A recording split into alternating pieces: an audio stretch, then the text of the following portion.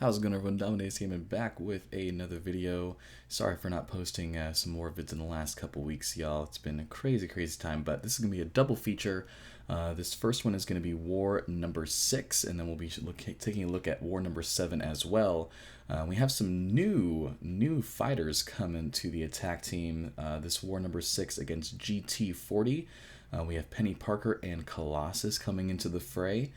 Taking Path 9, these two wars in this double feature, and have some pretty cool Penny Parker fights, as you'll see, and Colossus does some work as well.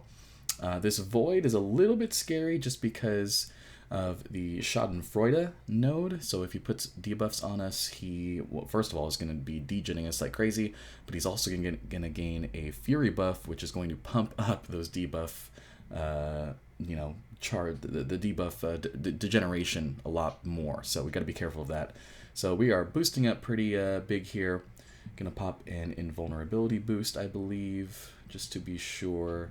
Yes, we are. So gonna go in here, gonna play this kind of slow, and just make sure that we get our combos to 9, and then hit the 10th right as he is gonna put on the debuff. So going in here, Penny Parker doing just a lot of work, as you'll come to see in the next couple of fights here. So doing some good damage off the bat. We do go to 10. That was kind of a mistake on my part. I should have waited a little bit, because now he's going to get that first debuff, the Petrify on us. But luckily we throw the L1 and get over 20 combo, so he doesn't land it. But Penny Parker really good for this first lane, or that first section in Path 9, just because she is both Incinerate and Poison immune, and the hazard shift is Incinerate and Poison, so she can just ignore that completely, which is great. Penny Parker also does plenty of damage on that L2, as most of you probably know, and she's got that nice block damage mitigation with the Sync Shield. So now we're just going in here, we're going to push him to the L2 because it's a little bit easier to punish, and we're just backing up now.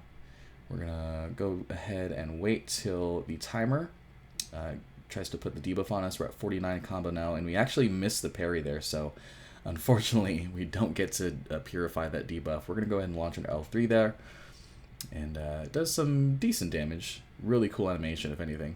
You don't get to see lots of L3s, at least with most champions in War, so that's fun. But now that degen is doing 1,000 a tick, which is kind of crazy. We do have the power burn on Void now, so it's doing a little bit of chip damage. But we're going to try to get to 10 combo, purify that debuff.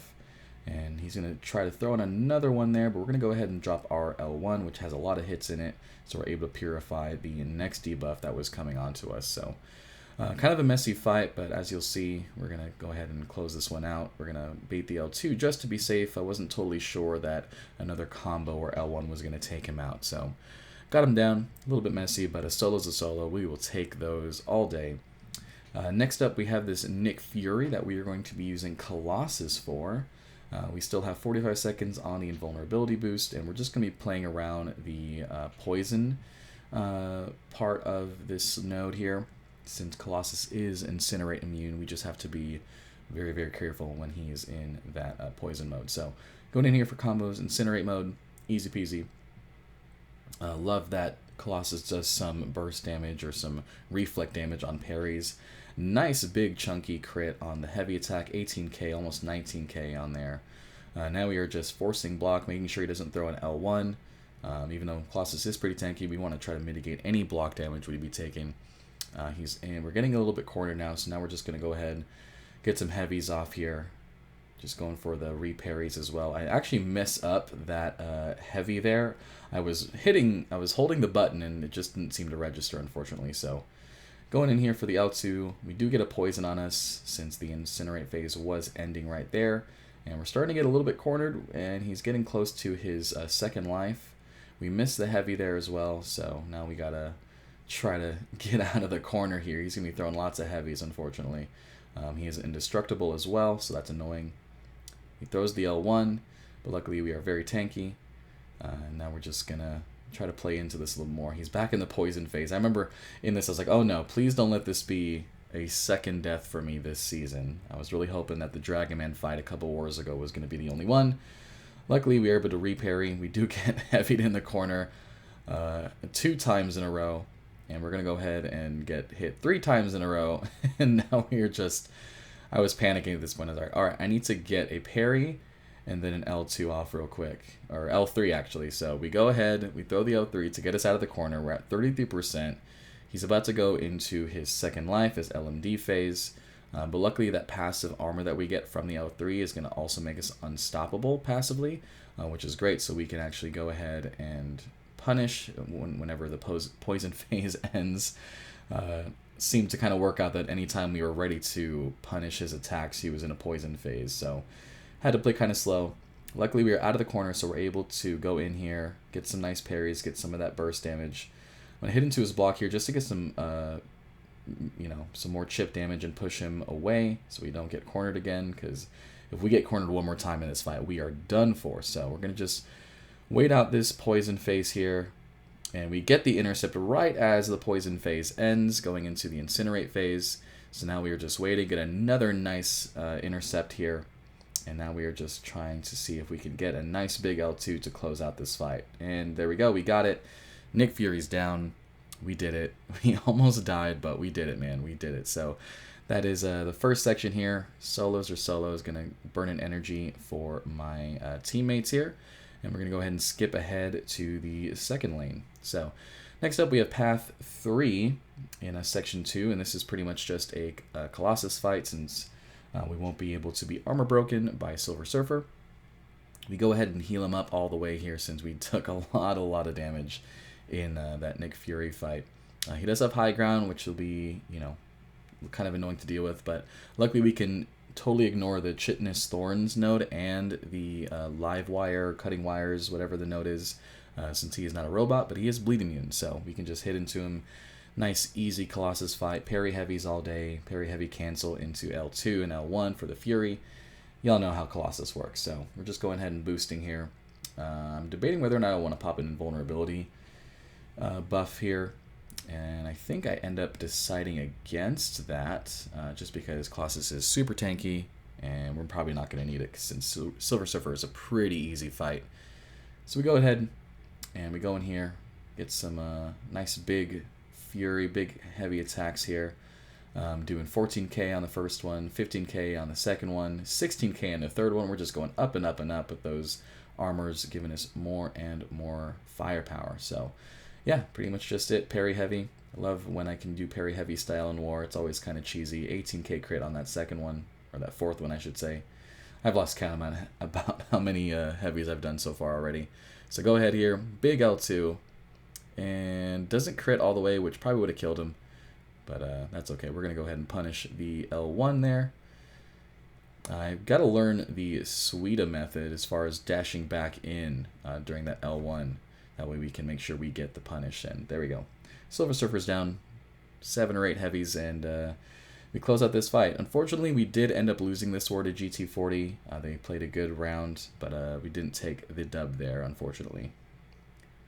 Next up, this is going to be War number 7. War number 7 against KenOB. Yes, Jedi Knights. Everyone knows KenOB, Barrowman, home of Barrowman, and lots of amazing players. They've been on the podium, top 3 a number of times. I'm pretty sure they've gotten the top spot a number of times in season. So my first time up against them, so I was a little bit nervous. This first fight, we had Penny Parker again versus a Weapon X.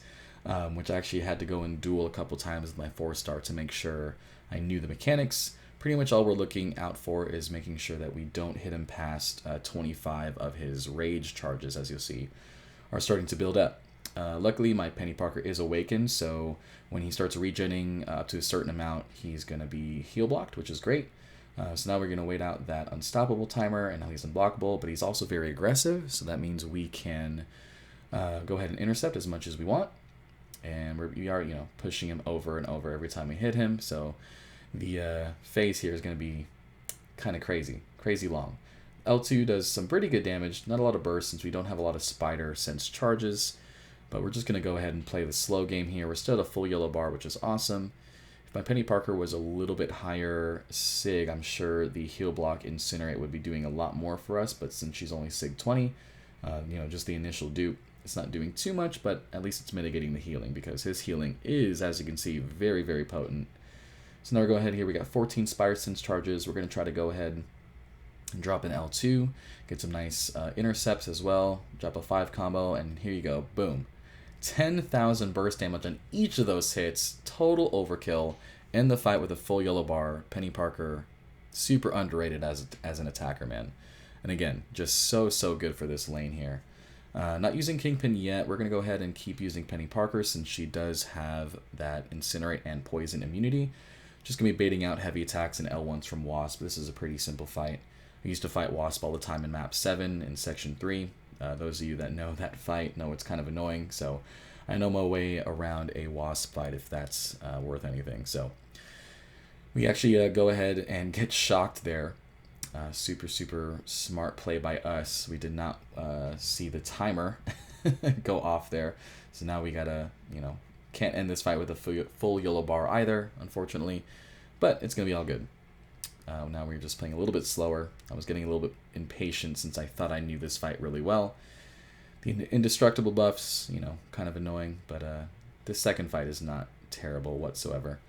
Drops an L1, that's fine. We got 12 Spider Sense charges, and then we're just going to wait out a little bit for an L1. 13 there, and here we go. Drop an L2, and big damage, yeah. 7 to 8k burst on each hit. Super overkill. Penny Parker put in some work these last couple wars, which I'm very happy about. This was kind of late in our push here, so I'm able to go ahead and go into section 2.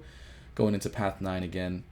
I'm going to be bringing in Kingpin now for some of these fights. First up, we have this Magneto, and I was actually kind of afraid of this Magneto since he has one eye open, so we're not able to stun him, or else we're going to be getting reflected.